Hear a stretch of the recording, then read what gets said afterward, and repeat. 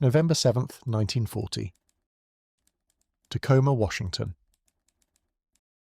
The wind howled through the Narrows at 40 miles an hour, bending steel and screaming through cables. Cars rocked like toys as the mile-long bridge twisted underfoot, its surface rising, falling, rolling like a living thing. Concrete cracked, metal groaned. The deck snapped free, plunging into the icy water below. A dog trapped in a car howled into the storm. By the time the wind fell silent, the pride of Washington lay in ruins, torn apart by the very air itself. So how could something like this happen? The warning signs. When the idea for a bridge across the Tacoma Narrows first took shape in the 1930s, it was a dream of connection, a gleaming symbol of progress in an era still clawing its way out of the Great Depression. The people of Tacoma, cut off from the Olympic Peninsula by a stretch of restless water, saw in that bridge not just steel and concrete but hope itself, a link to jobs, to trade, to a better future. In 1937, that dream found its architect, Leon Moissafe, one of America's most respected bridge designers. He was the man behind the engineering of the Golden Gate Bridge, an innovator, a visionary, and a believer in the new school of flexible suspension design. Where older bridges were built stiff and heavy, Moissafe believed the future belonged to elegance and lightness, bridges that could move with the wind, not against it. The Tacoma Narrows Bridge would embody that philosophy. It would be slender, modern and efficient, a ribbon of steel stretching 2,800 feet across Puget Sound, and most importantly, it would be built cheaply. The state of Washington had only limited funds, and when the Federal Public Works Administration finally agreed to contribute, it came with conditions. Costs had to be kept low, and the bridge had to be completed quickly. Moissafe and his engineers promised both. They trimmed the design wherever they could, thinner girders, lighter supports, less steel. The result was a bridge that was undeniably beautiful, but dangerously untested. Even before construction began in 1938, some engineers raised quiet doubts. The bridge's deck, just 8 feet deep compared to 25 feet on similar spans, seemed too thin to resist the powerful winds that swept through the Narrows. But Moissafe's reputation was formidable, and his mathematics, elegant and precise, silenced much of the dissent. The state engineer in charge, Clark Eldridge, voiced his concerns early. Eldridge had recommended a more traditional design, one that was heavier, with trusses deep enough to stiffen the deck, but when his estimate came in $11 million higher, his plan was dismissed. Moissafe's vision was cheaper, sleeker, and more politically appealing. Still, the doubts lingered. Some of the workers on site could feel the bridge's unusual flexibility even as it rose. They nicknamed it Galloping Gertie long before it ever opened to the public. By the time it was completed in July 1940, the bridge had already become a local spectacle. Drivers crossing for the first time often described the strange rolling motion, the pavement rising and falling in long, slow waves. It felt as if the bridge were breathing. Some laughed. Others gripped their steering wheels in terror. The motions were not subtle. Photographs from those first summer days show cars pitching upward on one side while the other dipped several feet below. Pedestrians clung to railings, stumbling as the surface rippled beneath their feet. And yet officials reassured the public that the motion was harmless. A few weeks after opening, the University of Washington dispatched engineers to study the phenomenon. Among them was Professor F. Bert Farquharson, a young instructor fascinated by the mystery. He filmed the oscillations, took measurements, and built small-scale models in the lab. He found that even moderate winds could set the bridge in motion, and that certain wind speeds created rhythmic oscillations that amplified themselves like a giant tuning fork. Farquharson's findings were clear. The bridge was aerodynamically unstable, but he believed the problem could be mitigated.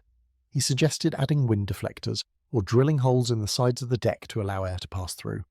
Unfortunately, such modifications required approval from higher up, and there was little appetite for costly alterations so soon after the bridge's grand opening. The engineers tried smaller fixes instead. They installed tie-down cables meant to steady the span during strong winds.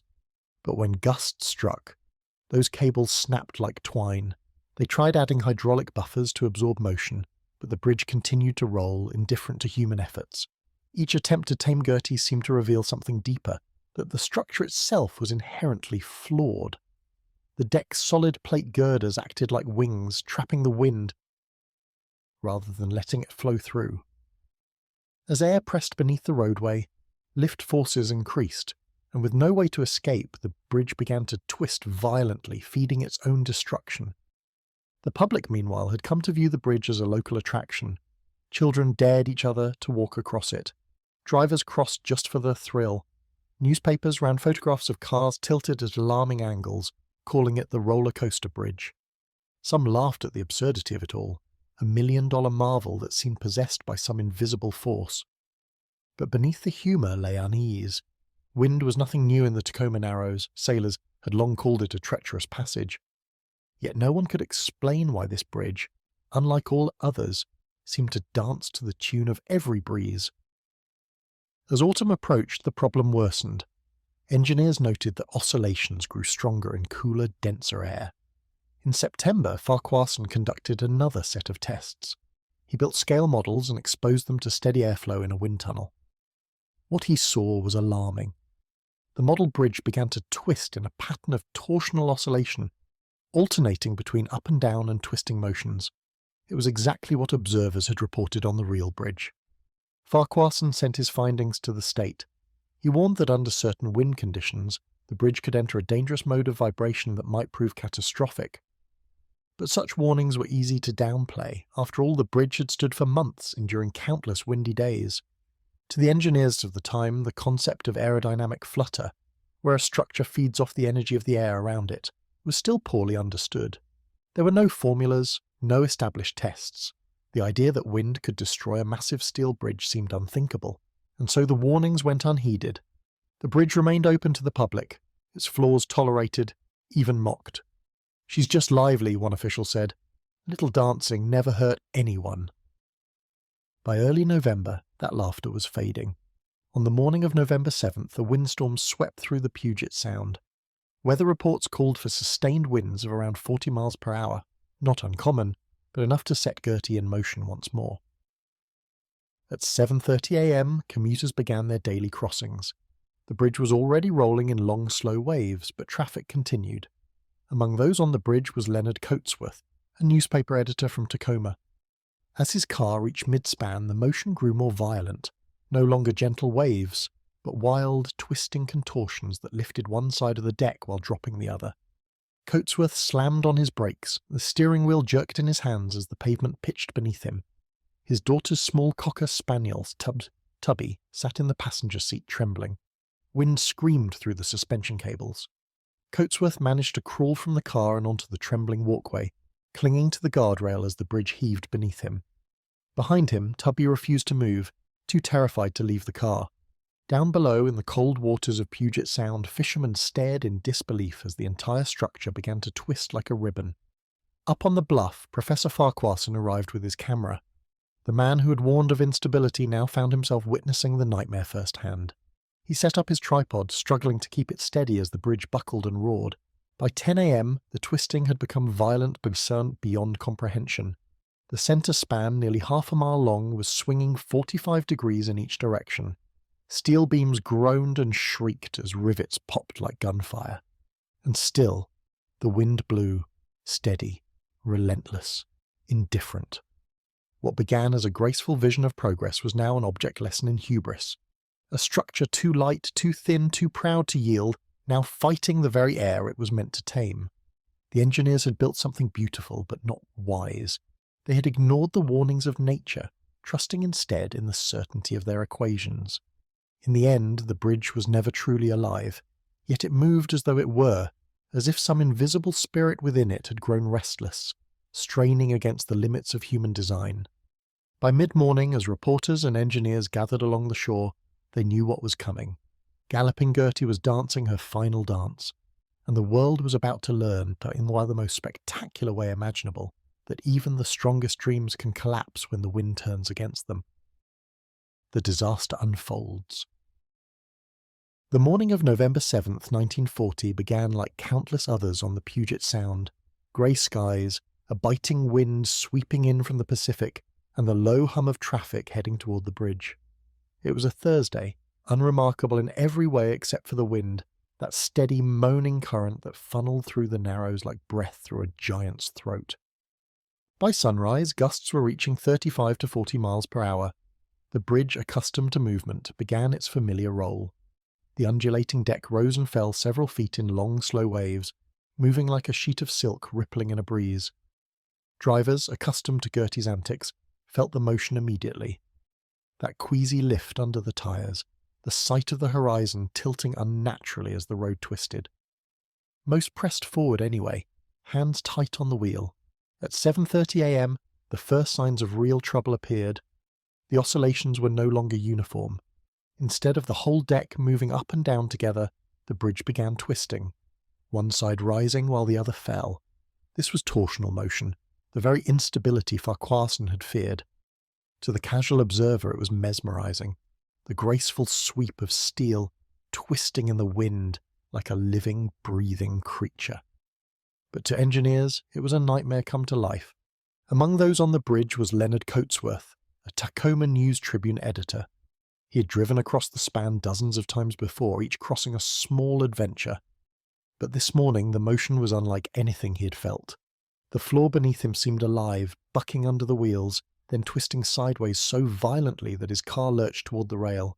He braked hard, heart pounding, watching in disbelief as the roadway ahead tilted nearly 45 degrees. The car stopped, but the bridge didn't. It continued its violent dance, lifting one lane skyward, then hurling it downward. The wind roared through the cables, a shrill, unearthly howl that echoed across the water. In the midst of it, Coatsworth made his decision. He opened the car door and crawled out into the wind. Behind him, his daughter's small black cocker spaniel Tubby refused to follow. Terrified, the animal huddled on the seat, trembling. Coatsworth shouted, but the wind swallowed his voice. The metal railing beneath his hands vibrated like a tuning fork. There was no time. He stumbled forward, crawling along the deck, gripping the handrail as the structure rolled and pitched beneath him. From the far end of the bridge, a few early commuters had stopped their cars and turned back. They could see the entire centre span, 1,000 feet of steel, twisting violently, rising and falling like some enormous ribbon caught in an invisible tide. A few fled on foot. Others simply stood, watching in mute astonishment. Down below, in the dark waters of the Narrows, the scene was surreal. The steel towers loomed overhead like skeletons, their cables groaning under impossible stress. Every few seconds, the bridge twisted hard to one side, the deck now resembling a roller coaster track gone mad. The sound was constant, a deep, rhythmic thunder punctuated by sharp metallic cracks. At 9:30 a.m., Professor F. Burt Farquharson arrived from the University of Washington, summoned by word of the bridge's violent movement. He had studied the bridge for months, filmed its strange undulations, and warned that its aerodynamic instability could lead to disaster. Now he stood on the bluff, camera in hand, staring at the proof of his theory. He set up his 16mm camera, pointing it toward the swaying span.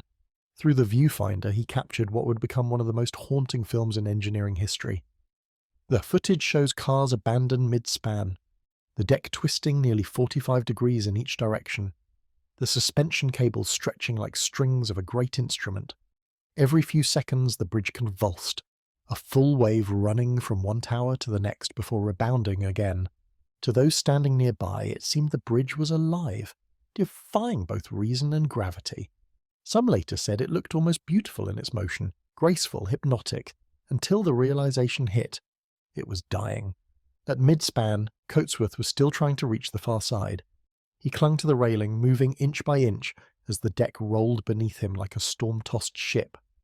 When he finally reached the east tower, he collapsed, bruised and shaking, his face whipped raw by the wind. He was the last person ever to cross that bridge alive. Up on the deck, his car still sat at an angle, one wheel lifted off the ground, rocking with each motion. Inside, Tubby barked and creaked, pacing in terror as the structure groaned. Coatsworth, now safe on land, begged rescuers to save the dog, but the wind was too strong. No one dared step onto the span. By 10 a.m., the oscillations reached a terrifying new rhythm. What had been a rolling motion became a violent twisting, the entire deck rotating around its axis with terrifying speed. The bridge's centre span was now moving in two opposing directions at once, one side rising high into the air as the other plunged toward the water. Engineers on site estimated a movement of nearly 28 feet from peak to trough. Steel beams along the deck began to buckle, rivets snapped free and ricocheted through the air like bullets. The massive suspension cables groaned under the shifting load, their rhythmic creaking now joined by the sharp, unmistakable sound of tearing metal. Spectators gathered along both shores, drawn by the noise. Dozens stood in stunned silence as the mile-long structure performed its final, agonizing dance. Each motion seemed more violent than the last, the bridge now twisting with a rhythm of its own, as though caught in some invisible loop it could not escape. At 10:03 a.m., the first structural failure occurred. A section of the center span's floor girders gave way, tearing free from the roadway and exposing a gap several feet wide. The steel edges curled upward like paper, glowing faintly from the frictional heat of the twisting. For a few seconds, the bridge seemed to hesitate, caught between motion and collapse. Then, with a sound like thunder cracking open the sky, the main span tore apart. The break began near the midpoint and ripped outward in both directions, the deck twisting itself to pieces. Huge sections of concrete and steel lifted into the air before plunging into the grey water below, sending geysers of spray, hundreds of feet high. The suspension cables snapped in succession, each one releasing a deafening whip crack that echoed across the sound. Farquharson's camera caught it all, the moment the bridge's elegant rhythm turned catastrophic. In the film, you can see a great ripple run across the span, followed by a burst of debris and a cloud of dust. For a few haunting seconds, the cables appear to hang in midair, stripped of their purpose before falling limp. When the center span finally dropped, it hit the water with a colossal splash. The surface of Puget Sound erupted, swallowing the twisted remains of Washington's proudest bridge. The towers, stripped of their central support, swayed wildly but held. The suspension cables, now severed, writhed through the air before collapsing in tangled heaps along the shore. Witnesses along the bank gasped. Some shouted, others could only stare. One man described the sound as a deep roar, like a volcano erupting beneath the sea. Another said it was the most terrible beauty he had ever seen.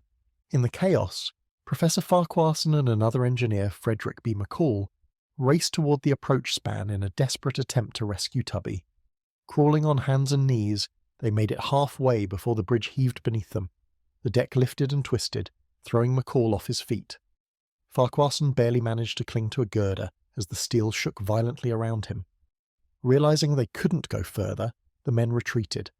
Moments later, the span behind them buckled and tore away, collapsing into the Sound. Farquharson's film shows it, the wild corkscrew motion, then the final horrifying plunge. When the dust and spray settled, the once proud Tacoma Narrows Bridge was gone, reduced to twisted wreckage floating on the water. The collapse had lasted barely an hour from the first signs of danger to total destruction. At the time, the financial loss was staggering, more than $6 million in damages, equivalent to nearly $130 million today. But the psychological shock was far greater. A modern engineering marvel, built under the guidance of one of America's leading designers, had been destroyed not by earthquake or sabotage, but by wind. The bridge that had been meant to symbolize progress had instead become a monument to human miscalculation. By 10:30 a.m., silence settled over the Narrows. The wind, still blowing steady, carried with it the faint scent of salt and twisted metal.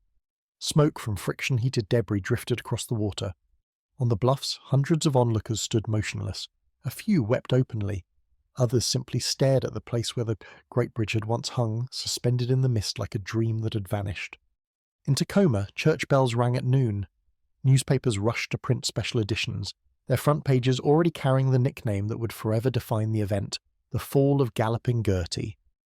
The disaster had been captured on film from multiple angles, including Farquharson's footage, which soon made its way to newsreels across the world. Audiences in New York, London, and Paris watched the impossible scene, a massive steel bridge twisting like a ribbon before collapsing into the sea. For many, it was their first glimpse of aerodynamic failure, a phenomenon that would forever change the science of bridge building. In the aftermath, investigators would search for answers, but for the people of Tacoma, that morning was unforgettable. They remembered the sight, the sound, the helplessness as the structure moved beyond control. They remembered the man who crawled to safety while his small dog waited in vain. They remembered the way the bridge seemed to resist its own destruction, fighting, flexing, twisting, until the last steel joint gave way. And they remembered the silence afterward, that terrible absolute silence when the pride of a state and the certainty of its engineers had both fallen into the sea.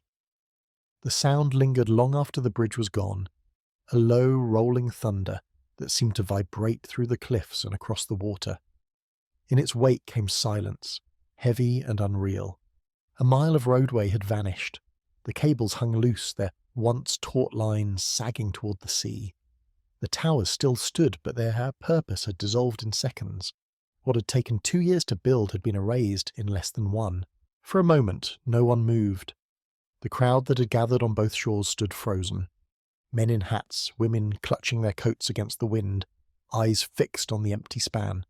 The impossible had happened right in front of them, and none of them yet understood what they had seen. Then, as if remembering themselves, a few engineers sprinted toward the surviving approach spans, shouting for anyone still on the bridge. They feared there might be workers trapped, inspectors unaccounted for. But the bridge was empty. Leonard Coatsworth, the last man to cross, had already reached safety. The only life lost was that of the small black spaniel left behind in the trembling car. Farquharson, his camera still warm in his hands, turned off the film and stared at the water. What he had captured, those last violent minutes, would become one of the most studied motion pictures in engineering history, but in that moment it was simply a record of failure. The wind continued to blow, steady and cold, as pieces of debris floated downstream. Steel beams jutted out from the water like broken bones. The current tugged at the twisted wreckage, dragging sections toward the deeper channel. Here and there, small air bubbles rose to the surface, the last breaths of trapped pockets beneath the fallen roadway. Downstream, a tugboat moved cautiously through the mist. Its captain, who had been watching the bridge moments before, now approached the debris field. From his deck, he saw what looked like a giant black ribbon half submerged, stretching from the eastern pier toward midstream. He cut the engine and let the wind carry him closer, the water around him littered with splinters of asphalt and shards of concrete. The bridge had not merely fallen, it had unravelled. The failure was total, the deck sheared in multiple places, the main cables partly severed, the suspenders twisted beyond recognition. Even the anchorages, buried deep in concrete, had cracked under the shifting load. It was not a single break, but a chain reaction, a collapse that fed on itself until nothing remained whole. On the eastern bank, engineers began taking notes in stunned silence. Some had doubted the bridge's design for months, others had defended it. Now all they could do was record the details. They marked the times, the wind speed, the direction of the oscillations. Farquharson described the last motions he'd seen, how the centre span had twisted 4 or 5 times before finally tearing apart. A photographer from the Tacoma News-Tribune stood beside him, adjusting his camera. His images, like Farquharson's film, would soon appear in newspapers around the world. The mid-span folding upon itself, cars dangling at impossible angles, waves crashing against the fallen steel. As the tide turned, rescue boats began circling the area, more out of duty than hope. They pulled in fragments of the deck, mangled sections of guardrail, pieces of the suspension system, anything that might be useful for the investigation. Every object brought up from the water told part of the story. The bent bolts, the torn rivets, the thin plates that had once supported thousands of tons. The evidence pointed not to one flaw but to a pattern, a bridge too light, too narrow, too rigid in some places and too flexible in others. In the hours that followed, hundreds gathered at the shoreline. Some came out of disbelief, others out of grief. Children who had laughed at the bridge's galloping motion just weeks earlier now stared at the ruins with wide, uncertain eyes. Local shopkeepers closed early. Fishermen tied up their boats and walked silently to the cliffs. The bridge had been more than a structure. It was a point of pride, a promise of modernity. Its destruction felt personal. One man, a longshoreman from Gig Harbor, told reporters, "We thought it was the future." Turns out the wind didn't care. As word spread, reporters poured into Tacoma by train and car. Within hours, headlines reached Seattle and Portland. Bridge collapses in high wind and engineers baffled. The Associated Press sent the story nationwide. In New York, editors at the Times debated the headline. Was it a tragedy or a marvel? For many readers, it was both. That evening, radio stations carried eyewitness accounts. One announcer described the event in breathless detail, how the bridge twisted like a serpent before it fell, how the sound rolled across the water like cannon fire. Across America, listeners imagined the impossible. A great steel bridge defeated not by storm or earthquake, but by the wind itself.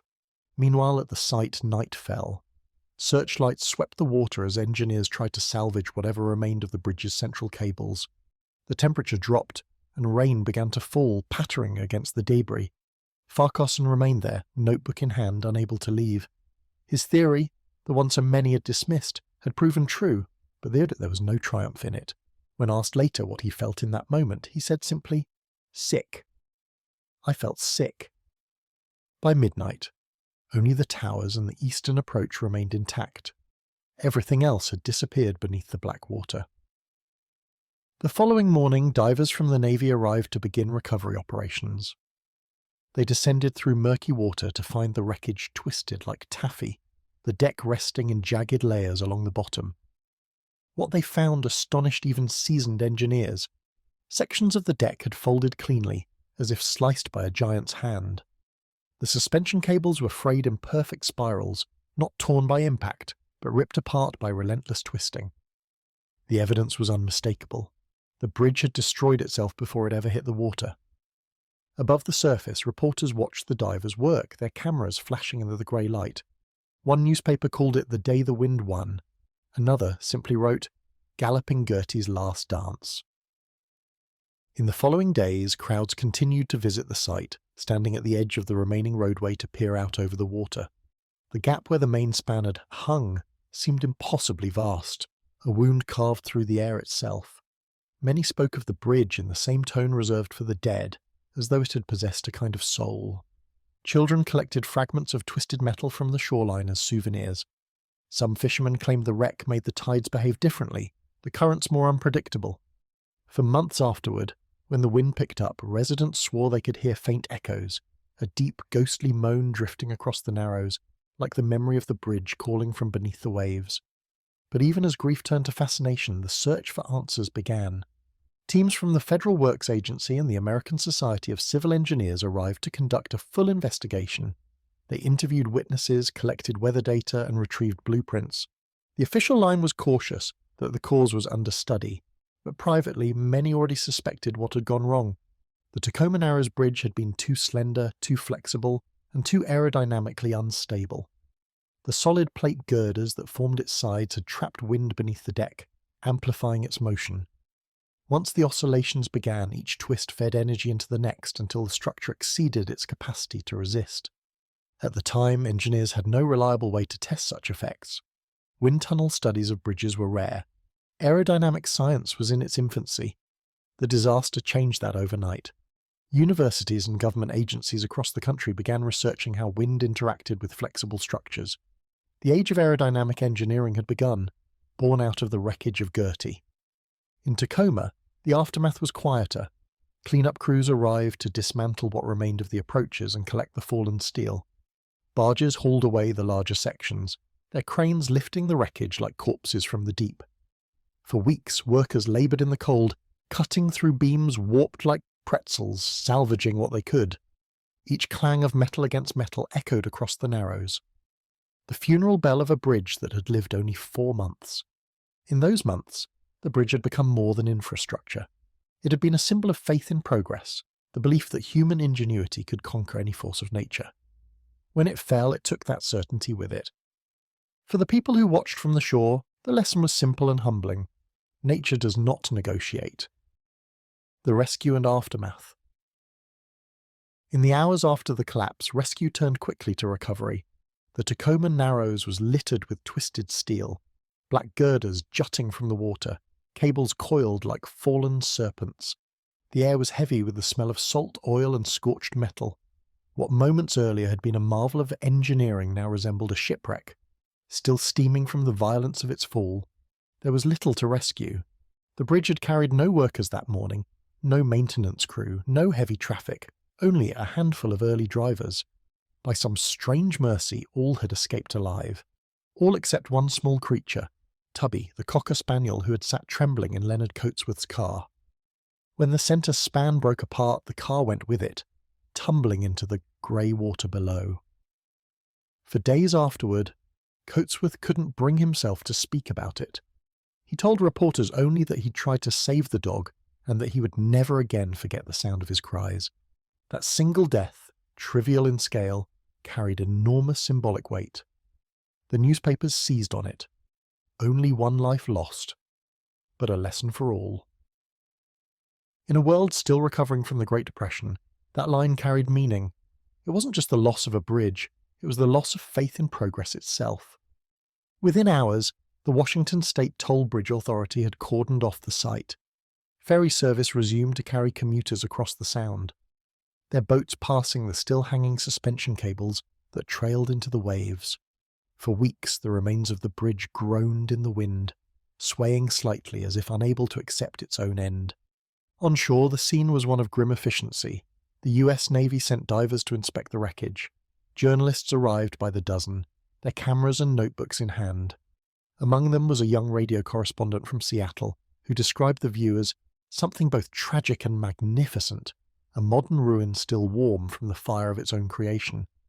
Engineers worked tirelessly to piece together what had gone wrong. They mapped the direction of the wind, studied the wreckage, and replayed Farquharson's footage frame by frame. That film, shaky and grainy, became the cornerstone of their investigation, the first moving record of aerodynamic failure ever captured. Each frame was studied like scripture, the sway, the twist, their precise moment when the structure surrendered. In the days that followed, the story travelled far beyond Tacoma. It ran on front pages from San Francisco to London. Life magazine devoted a full spread to it. Newsreels showed the footage in theatres, audiences gasping as the bridge twisted and broke. To the public, it was both terrifying and mesmerising, the spectacle of modernity brought low by invisible forces. For the engineering world, the collapse was a reckoning. Theories that had long gone untested, about flexibility, vibration, aerodynamic pressure, were suddenly matters of life and death. Experts from across the country convened to analyse the disaster. Among them was Othmar Ammann, designer of the George Washington Bridge, and Theodore von Karman, an aerodynamics pioneer from Caltech. Their conclusion was clear. The bridge's slender design, so celebrated for its elegance, had created a perfect storm of instability. The term aeroelastic flutter entered the engineering vocabulary for the first time. The Tacoma Narrows Bridge had been the first large-scale victim of this phenomenon, a feedback loop between wind and structure that grew until destruction was inevitable. From that day forward, no major bridge would be built without accounting for it. In Tacoma, the grief was quieter. The city's people lived in the shadow of that empty span, visible from nearly every hill. For months, the twisted remains hung above the water like a scar. The bridge had promised connection between cities, between people, and its loss left more than a physical gap. It left a wound of trust. Newspapers printed interviews with workers who had helped build the bridge just 2 years before. One said, "We thought she'd stand for 100 years. Another added, "You don't think something that big can just let go." In nearby Gig Harbor, fishermen told stories of the day's chaos, how the wind changed pitch just before the collapse, how the water seemed to churn in rhythm with the bridge's movements. Some swore they'd heard a sound like a scream as the steel tore apart. For weeks, people came to stand at the edge of the remaining approach, staring out at the wreckage. They called it the swinging grave. On still days, the surface of the water reflected the dangling cables perfectly, an image of symmetry and loss. The bridge had been insured, but barely. The payout, though significant, could not cover the full cost of rebuilding. Lawsuits followed between the state, the construction contractors, and the design consultants, each arguing over responsibility. In the end, none could be found solely at fault. The science itself had failed. The wind had revealed what the equations had missed. By December, winter storms had begun to tear away what little remained of the fallen span. Sections of the roadway broke free and drifted toward the deeper channel, vanishing beneath the waves. Divers eventually stopped searching. The Narrows had claimed its prize.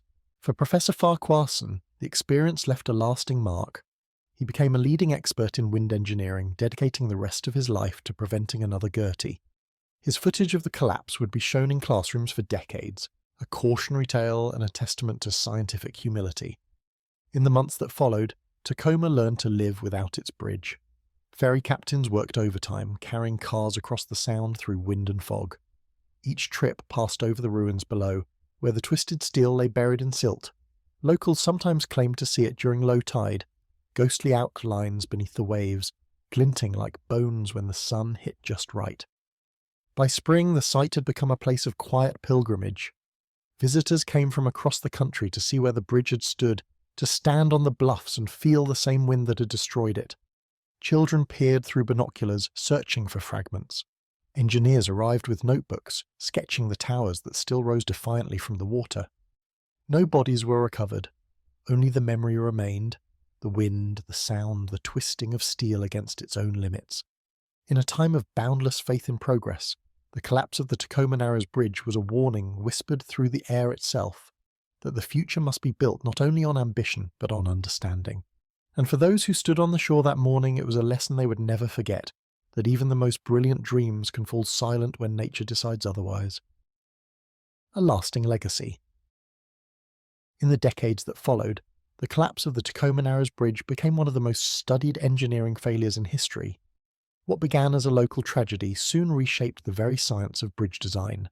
The film of its destruction, that haunting footage of steel bending, twisting and falling, became required viewing in every engineering classroom around the world. The disaster forced the field to confront a truth long ignored, that wind is not just a force of pressure, but a living partner in motion. Bridges, towers, and even airplanes had to be reimagined as part of the air they moved through. From that realization came a revolution. In 1941, the Federal Works Agency commissioned an official report on the collapse. The team included some of the world's leading engineers and aerodynamicists.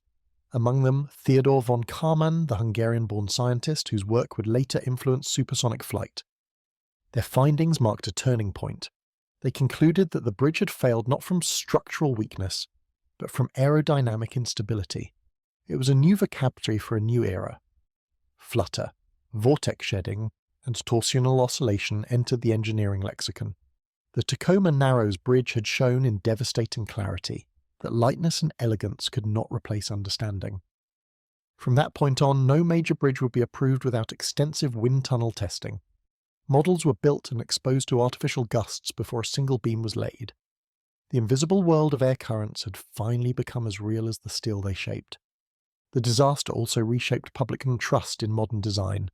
In the early 20th century, America had embraced the ideal of progress without limits. Skyscrapers rising higher, bridges stretching farther, every structure a declaration of human triumph. The collapse in Tacoma struck at that confidence. Here was proof that ambition, when untempered by humility, could become its own undoing. For engineers, the lesson was clear. Beauty without stability is not progress.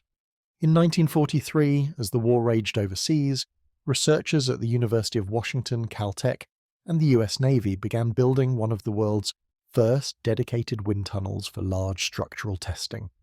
Wooden models of proposed bridges were suspended inside, blasted with controlled gusts to observe their reactions.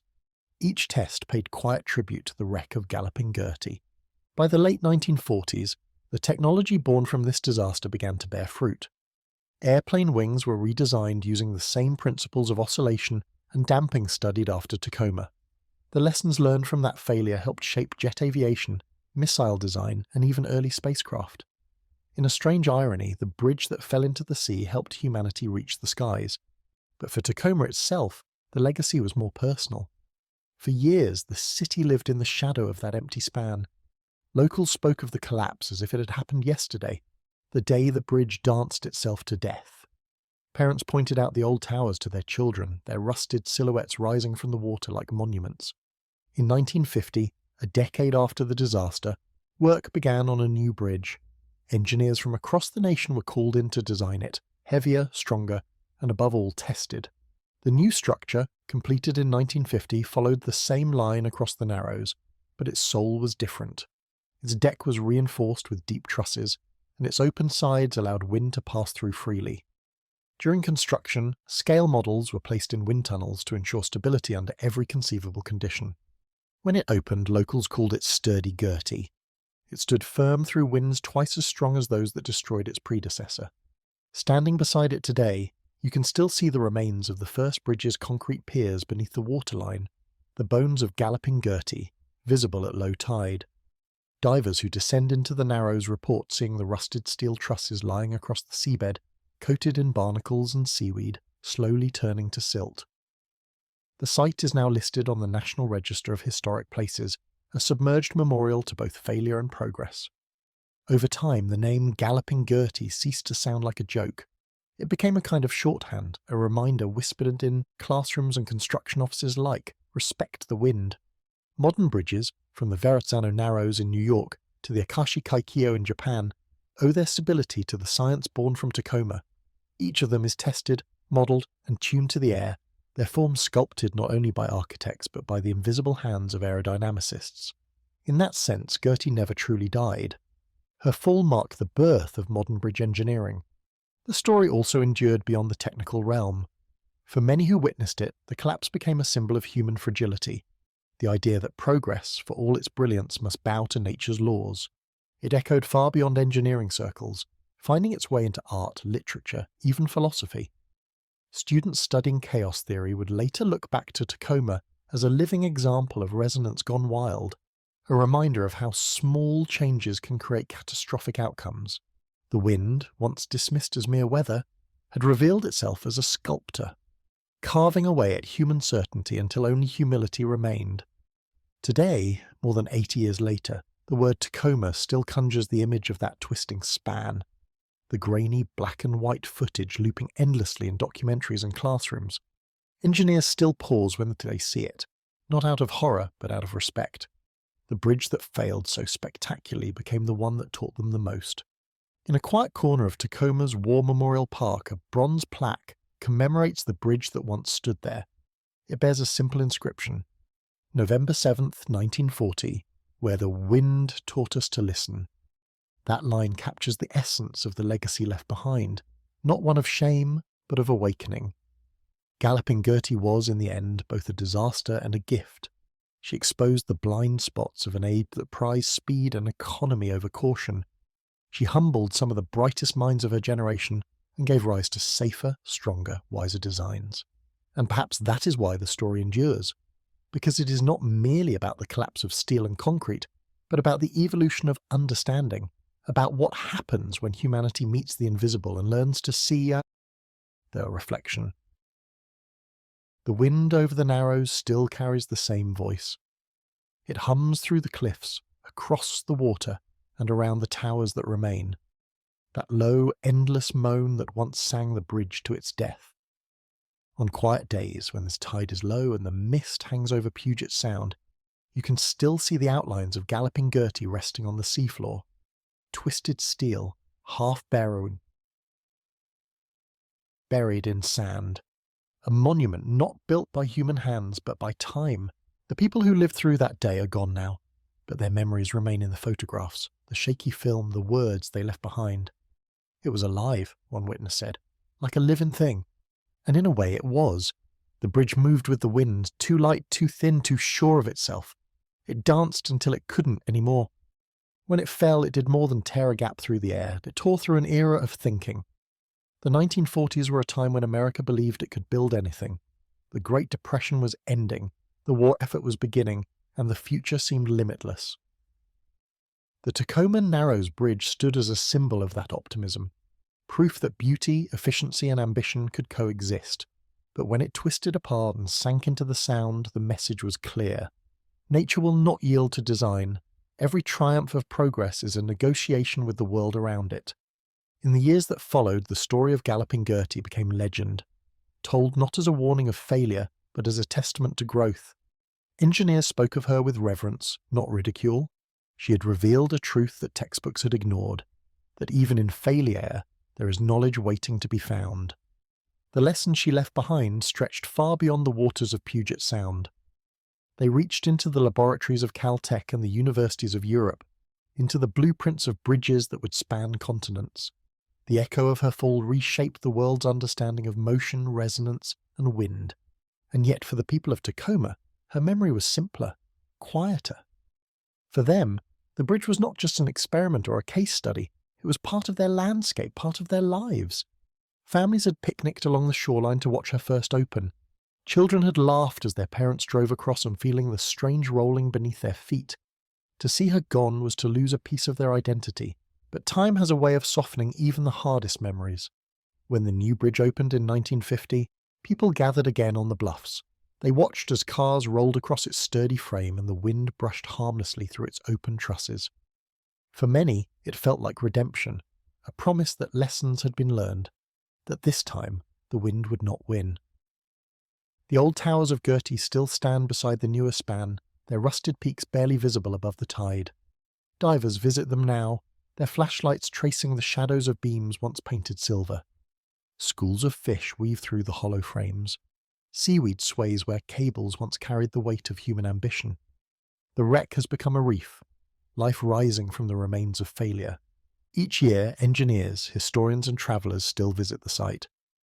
They stand along the cliffs, the same cliffs where Farquharson once steadied his camera, and though they look out across the water, they know the story well, the warnings ignored, the twisting steel, the final collapse.